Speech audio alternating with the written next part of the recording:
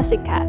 So technology is rooted in human nature, and many traditional industry has begun adopting industrial automation. And so today I'm introducing the aluminum belt conveyor that features evenly spaced fixture on its belt surface. So in the middle section of the conveyor, there's a printing device installed.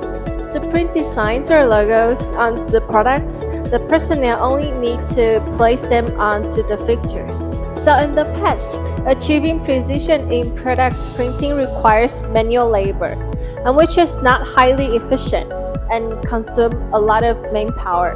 However, we have introduced servo motors in the control system to address this issue. The conveyor can move a fixed distance in sub, which allows more precise positioning of the product's printing.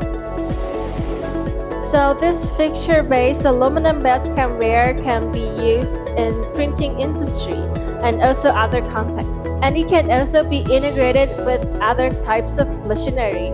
So if you have any questions, please let us know.